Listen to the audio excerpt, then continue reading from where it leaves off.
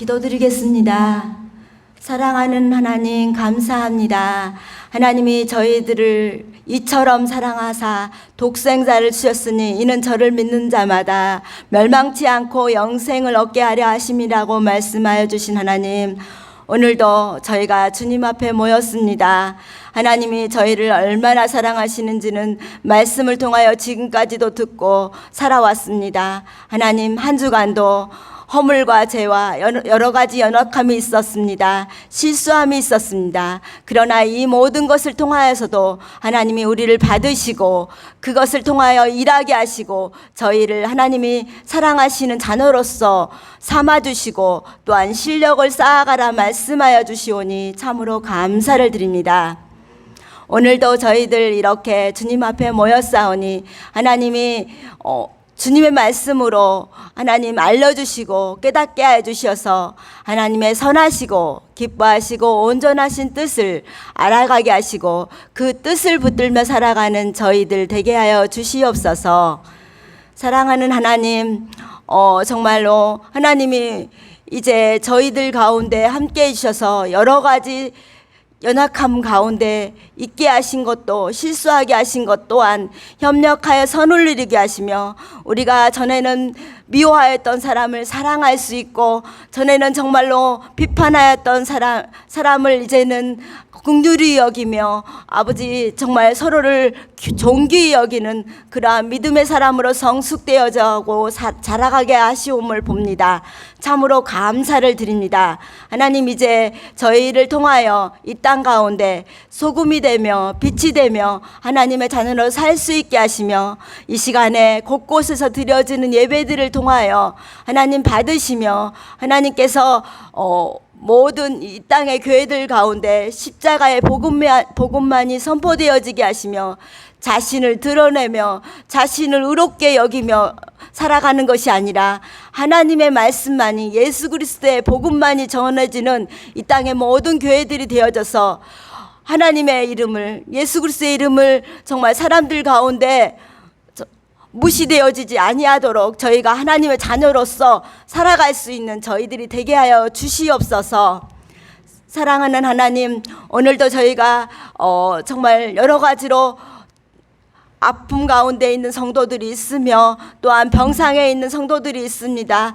모든 즐거움도 모든 아픔도 주님 앞에 다 드러내며 용서함을 받기도 하고 때로는 치유함을 받으며 또한 나음을 얻으며 주님 앞에서 살아가는 저희들 되게 하여 주시옵소서. 또한 이 시간 귀한 생명의 말씀을 전하실 우리 목사님에게 성령의 충만함과 또한 영육간의 강건함으로 축복하여 주시어서 생명의 말씀이 전해질 때마다 저희가 하나님의 선하시고 기뻐하시고 온전하신 뜻을 깨닫고 그 말씀 붙들고 매일매일 일상 가운데 작은 일들을 귀하게 여기고 하루하루 성실히 살아가는 저희 그리스도인이 될 수 있도록 하나님 축복하여 주시며 또한 저희들 이 여름 무더위 가운데 하나님 여러 가지들을 계획하고 있습니다. 여름 성경학교와 또한 여러 가지 행사들을 계획하며 또한 우리 오후의 예배 가운데도 식사하며 또한 식사의 교제를 나누고 또한 탁구 대회를 하며 이런 모든 것 가운데 하나님 저희 공동체 가운데 기쁨과 감사와 하나님이 우리의 사랑 가운데 우리를 사랑하시며 그 사랑 안에 저희가 거하고 있음을 고백하며 감사하는 시간들이 되도록 하나님 축복하시며 함께하여 주시옵소서.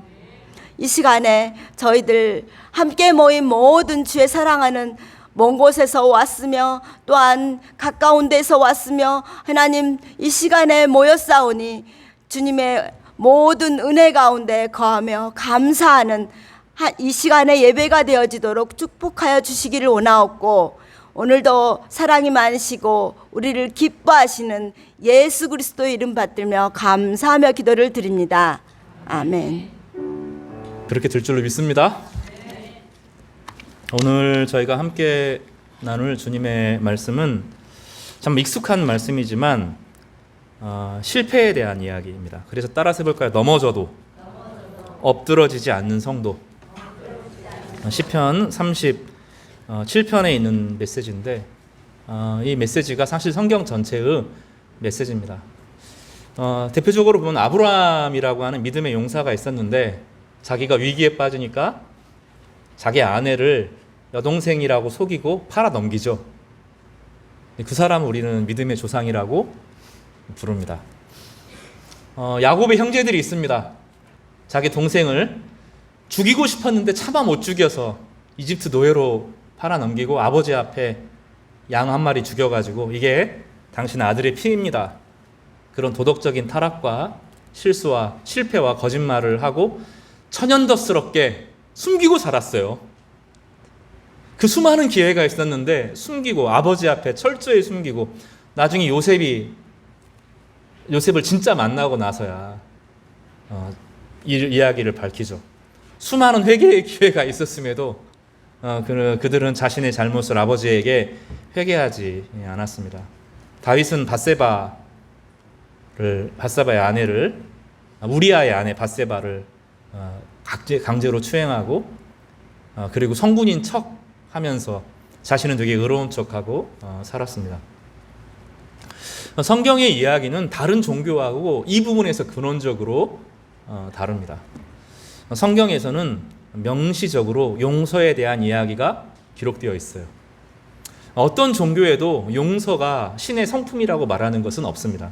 우리가 예배하는 하나님은 정의롭고 도덕적으로 완전하시고 거룩하시고 또 세상 전체를 창조하실 만큼 능력이 있으시면서 동시에 지혜롭게 모든 것을 운행하시는데 우리는 그것만으로 하나님을 찬양하는 것이 아니라 세상 어디에도 없는 용서, 이해, 긍휼, 기다림, 하나님의 약하심을 믿는 독특한 이상한 종교입니다. 그래서 기독교를 종교라고 부르지 않고 복음이라고 부르는 것은 납득이 안 된다는 거예요. 철학으로 합리적인 여러 가지 이야기로 설명할 수 없는 정말 이해할 수 없는 하나님을 만나기 때문입니다. 오늘 그런 메시지, 하나님께서 우리 실패를 어떻게 다루시고 그 실패를 통해서 우리에게 어떤 기회와 소망을 주시는지를 함께 살펴보는 그런 은혜의 시간이 되기를 간절히 바랍니다. 여전히 오늘 본문은 어떤 역할이나 능력이나 기능에 있는 것은 아니고 여전히 우리 신분에 대한 이야기를 계속 더 할 겁니다. 신앙생활 하면서 이 두 가지를 명확하게 구분할 필요가 있는데 하나는 우리가 하나님의 자녀라고 하는 신분을 얻었고 이 신분은 결단코 버려지지 않는다는 것입니다. 그러나 동시에 하나님의 신분을 가진 이 하나님의 자녀의 신분을 얻은 우리에게 영적인 능력이 필요하고 믿음의 고백을 통해서 우리가 아직까지 해결하지 못했던 많은 일들을 극복할 뿐만 아니라 그 너머의 인생을 살 수 있는 기회와 소망이 있다. 그런 기회로 달려갈 수 있는 하나님께서 기회를 주신다. 이것이 대단히 중요한 측면인데 이 두 가지 중에서 오늘 여전히 하나님과 우리와의 관계에 있는 신분에 대한 이야기를 한 번 더 하겠습니다. 오늘 본문은 베드로가 3번 예수님을 모른다고 하는 것에서부터 시작합니다. 재미있는 것은 여러분 성경 보면 누가복음 22장 한 장에 기록되어 있어요. 이게 따로따로 장을 구분하는 것이 아니라 22장 한 장에 베드로가 예수님을 부인할 것을 예수님께서 베드로에게 이야기하시고 베드로가 나는 절대로 그러지 않습니다. 나는 예수님을 따라서 감옥에도 내려갈 거고 같이 죽겠습니다. 이런 결심을 하는 장면이 22장에 있습니다. 그런데 22장이 채 마치기 전에 베드로가 예수님을 3번 부인하는 그 장면으로 연결되어 있어서 성경의 기자들, 성경을 기록한, 성경을 편성한 이 사람들이 이 전체를 따로따로 사건으로 묶는 것이 아니라 하나님의 주권과 용서에 대한 선언의 장으로 연결해서 기록하고 있습니다. 베드로는 오늘 본문에 보면 예수님께서 잡히시고 전대와 배낭과 검을 갖지 말라고 했던 예수님의 이야기를 무시하고 또 그 병정들에 의해서 잡히시는 장면들 그리고 특별히 가룟 유다의 배신에 의해서 잡히시는 그 장면에서부터 오늘 본문의 이야기가 시작됩니다. 베드로는 정말로 예수님이 잡히시려고 할 때 칼을 빼들고 고말의 그 귀를 잘라내면서 예수님을 자신이 막 보호할 수 있는 것처럼 예수님의 호위무사가 된 것처럼 그 앞에서 용장의 역할을 하려고 합니다. 예수님께서는 그걸 거절하시죠. 실제로 예수님께서 만약에 능력을 행하셔서 이 모든 판을 뒤엎고 힘과 권력을 가지고 이 일들을 하실 수 있었으면 하실 수 있었다고 베드로에게 설명하시기도 하셨습니다. 제가 몇 주 전에도 이야기하셨지만 우리가 원하는 것은 항상 힘과 돈과 권력이 있으면 내가 내 인생을 바로잡고 내 주변의 친구들을 바로잡고 교회를 좀 건강하게 하고 돈이 있으면 다 되는데, 그죠? 그래서 모든 것들을 바로잡고 힘과 돈과 권력을 달라고 늘 기도를 하는데 주님께서는 힘과 돈과 권력을 사용하시지 않고 자기를 비워서 무엇을 주셔요? 피와 살을 주시는 방식으로 세상을 구원하셨죠. 예수님께서 잡아 끌려서 직접 막 가는 겁니다. 진짜 자기가 믿었던 천하를 호령하고 기적을 일으키고 수많은 사람들을 먹일 수 있는 기적을 행하고 모세와 엘리야가 나타나서 함께 이야기했던 예수님이 설마 그 비참하게 개처럼 끌려가는 것을 베드로는 목도합니다. 사람들이 뜰 가운데서 불을 피우고 밤에 어두운 시간에 있을 때 베드로도 함께 있는데 한 여종이 베드로를 알아보고 이 사람 예수님과 함께 있었던 사람이야 라고 말할 때 나 아닙니다, 나 몰라요, 그 사람 몰라요, 이렇게 말합니다. 또 한 사람이 예수님 분명히 따랐던 사람이네, 그러니까 아니 모른다니까요, 이렇게 말합니다. 또 한 사람이 또 거들죠. 이 사람 말투가 갈릴리 사람이고 분명히 예수와 함께 있는 사람인데 이 사람 예수님 따르는 사람이야 라고 말하니까 이제 아주 강하게 거부합니다. 나는 그를 알지도 못한다.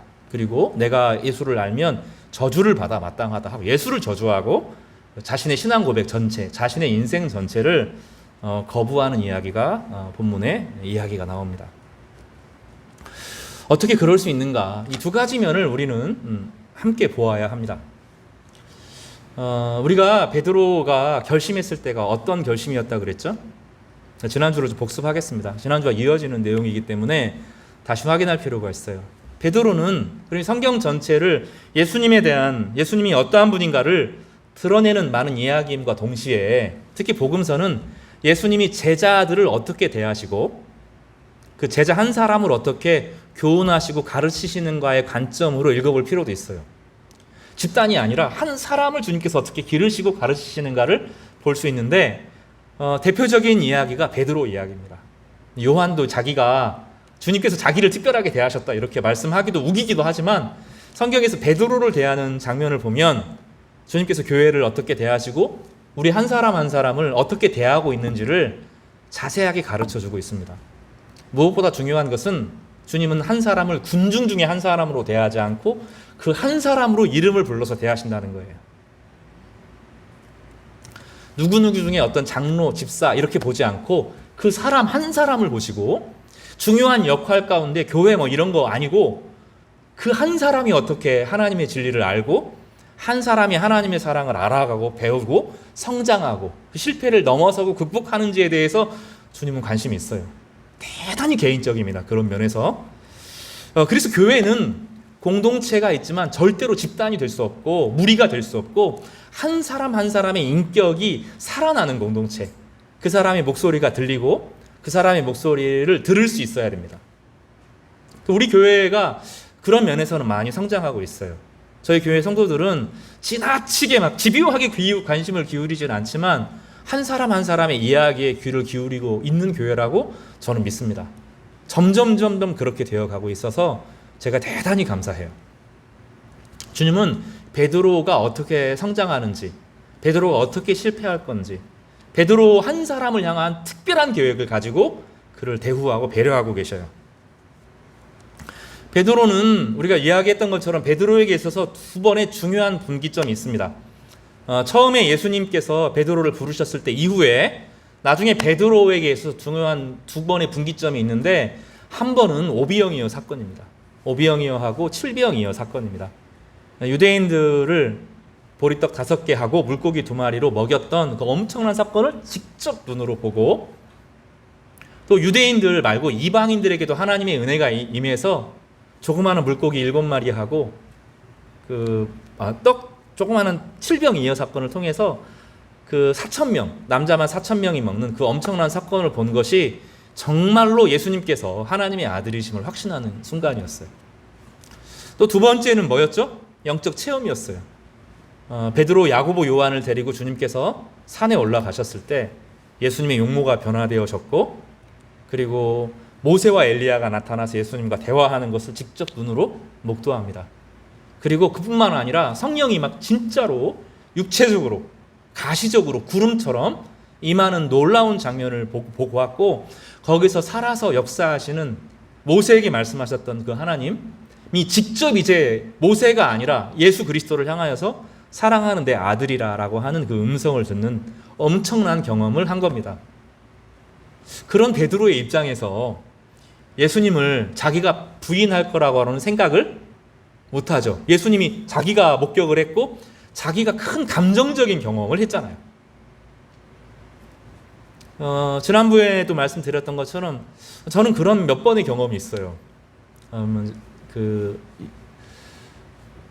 선교 한국이라고 하는 집회에 갔을 때 정말 잊지를 못합니다. 거기 송정민 씨가 찬양하고, 또 거기 모래같이 작은 나, 지금도 기억하거든요. 없다니 하시고 바위같이 큰 팔로 나를 안아주시네 날 사랑하심, 이런 찬양을 하고 6천 명이 함께 막 찬양을 하고 집회를 하고 그럴 때 성령이 막 임하고 조지 바우어 목사님께서 막 설교하고 그럴 때 막 가슴이 콩당콩당 거리고, 내가 주님을 위해서도 죽어도 좋겠다, 진짜 주께서 나를 위해 죽으셨고 이런 감격과 은혜를 가지고서는 내가 못할 것이 없고 내 목숨을 다해서 주님을 섬기겠다, 그런 경험이 있습니다.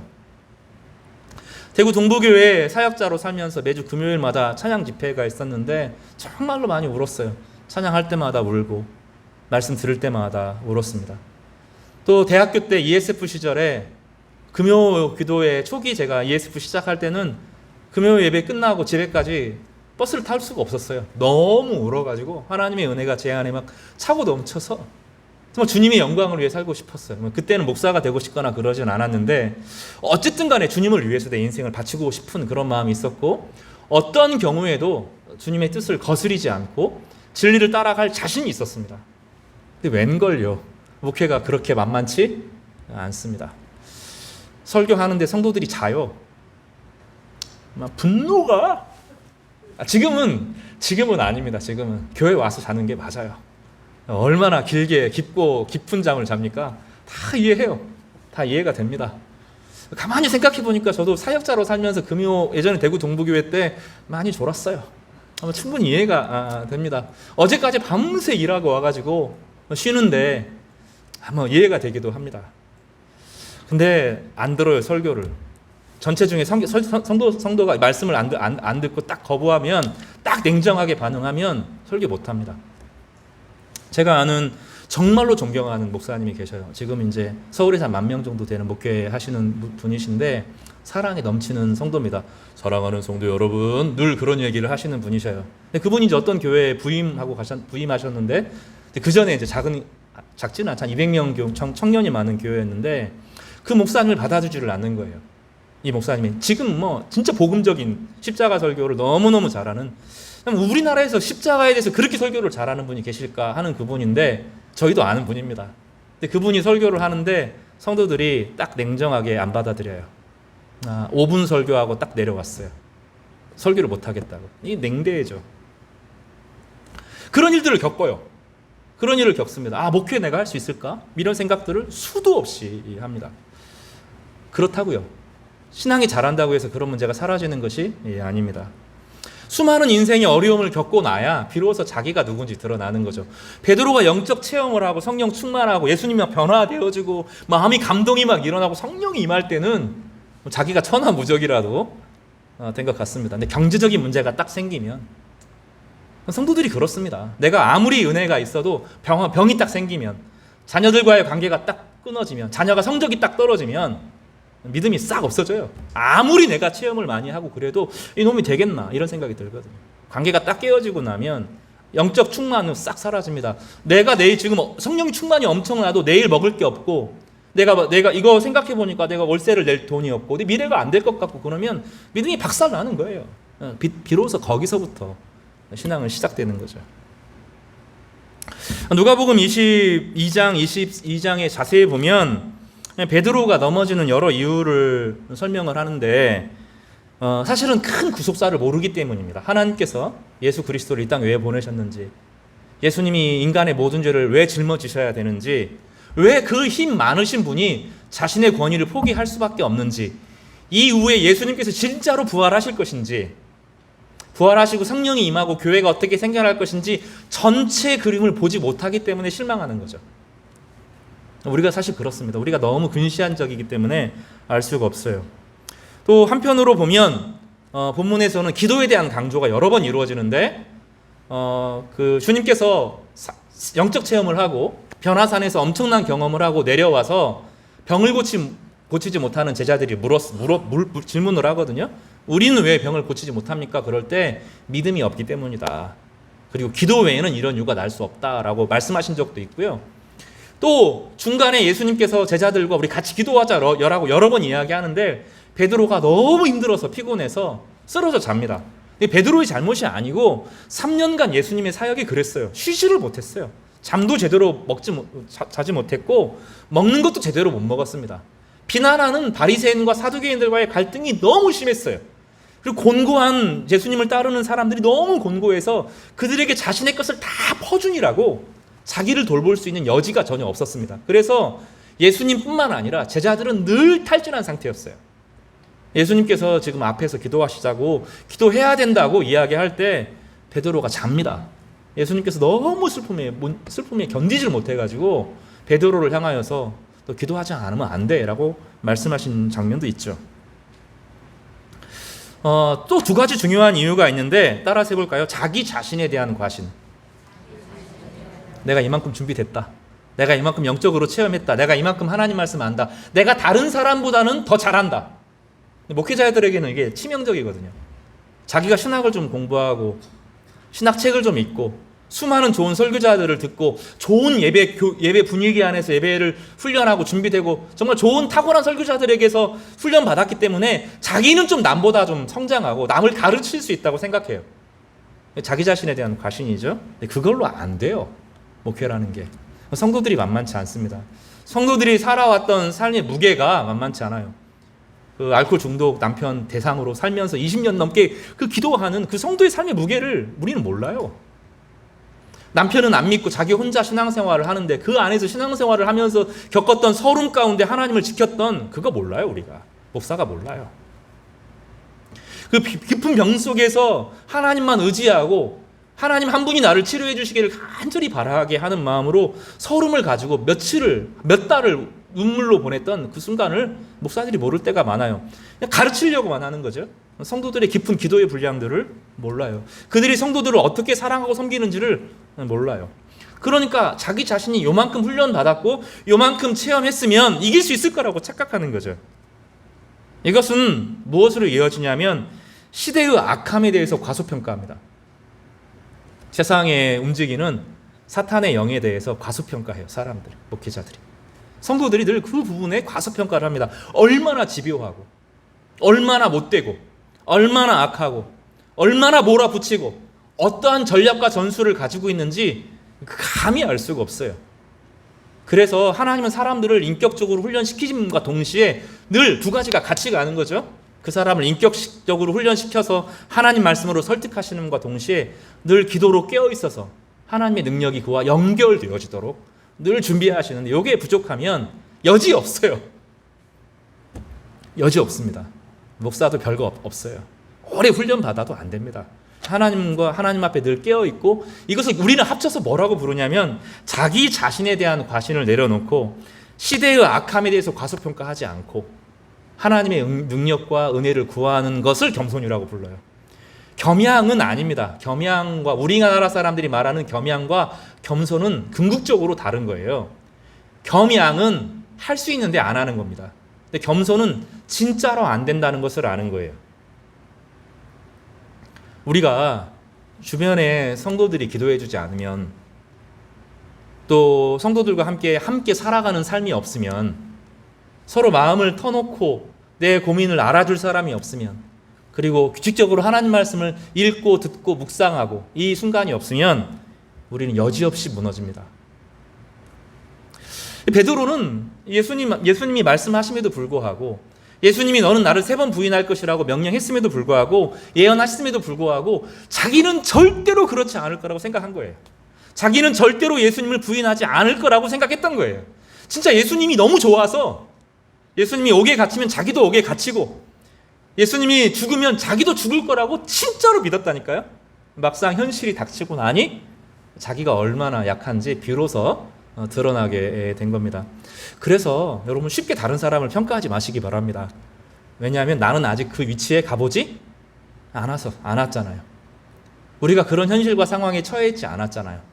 그래서 그 사람의 삶의 무게를 늘 기억해야 돼요. 함부로 평가하거나 함부로 예단하지 않도록 늘 조심해야 됩니다. 나는 저 사람이 아니다. 저 사람과 같은 가정에서 자라지도 않았고 저 사람과 같은 경제적인 어려움에 있는 것도 아니고 내가 하는 이야기가 잔소리일 수 있다. 늘 기억하시기 바랍니다. 그러나 동시에 늘 무엇을 기억해야 되냐면 우리는 실패할 수 있지만 그것으로 끝나지 않는다는 것도 기억해야 됩니다. 오늘 핵심은 이제 여기서부터인데요. 간략하게 좀 정리를 하겠습니다. 예수님은 지금 중요한데요. 지금 이 부분에 대해서 예언하시고 교훈하시고 회복시켰다는 것 말고도요. 예수님께서 여러 번에 걸쳐서 하나님의 성품에 대해서 이야기하는 것이 있어요. 중요한 몇 부분을 살펴보겠습니다. 마태복음 18장을 한번 찾아보시겠어요? 마태복음 18장 21절입니다. 마태복음 18장 21절입니다.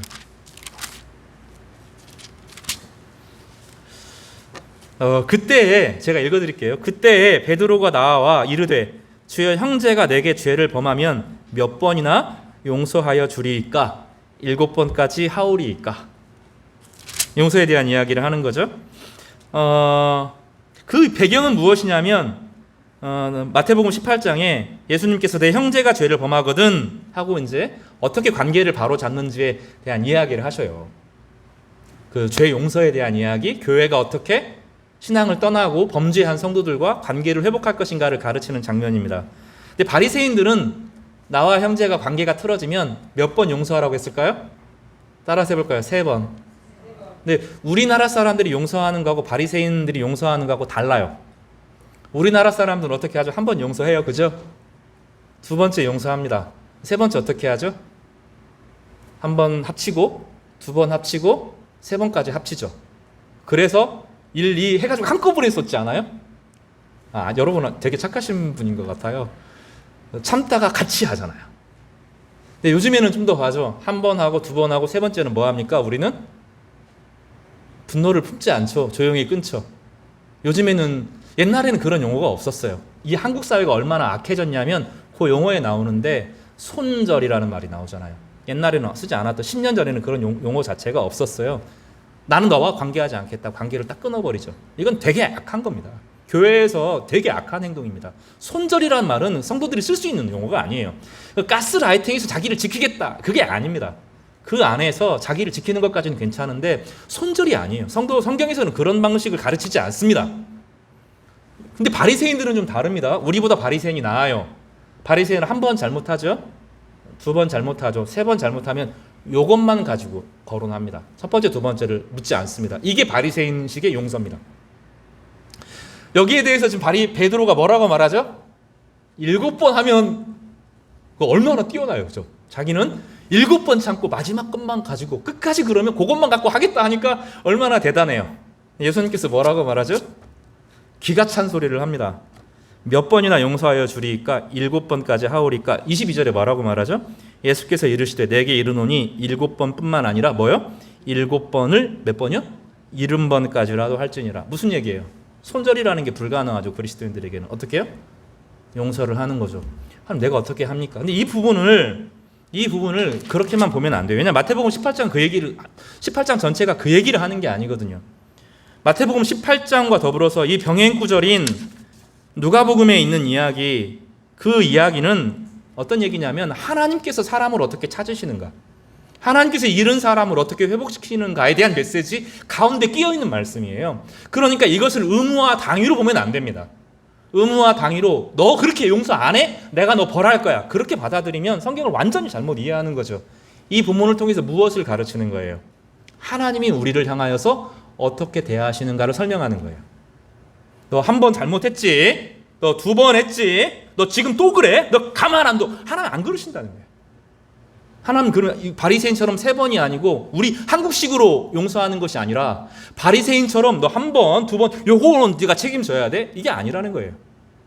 이 베드로가 말한 것처럼 7번 요거는 네가 책임져야지 아니라는 거예요.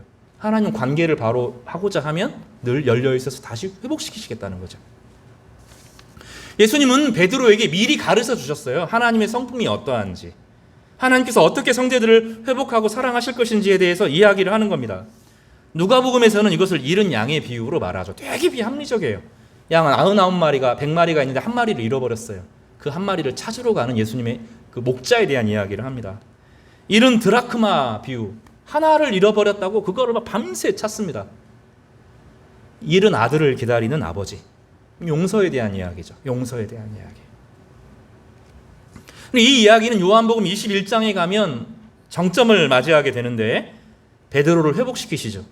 예수님께서 베드로의 잘못과 실수와 자기를 거부하고 부인한 것에 대해서 책임을 묻지 않죠. 너 왜 그랬어라고 안 물어보셨잖아요. 뭐라고 물어봅니까? 너 나랑 같이 갈래? 너 나 사랑해? 사랑의 메시지를 주고받죠. 베드로는 그 사랑의 마음을 받습니다. 누구나 상실의 시간이 있습니다. 누구나 자기만이 겪는 깊은 어두움의 밤이 있습니다.